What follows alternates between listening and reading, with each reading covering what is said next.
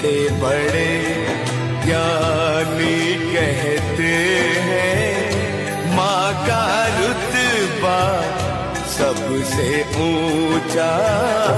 माँ ही मंदिर, माँ ही पूजा, माँ से बढ़ के कोई न दूजा।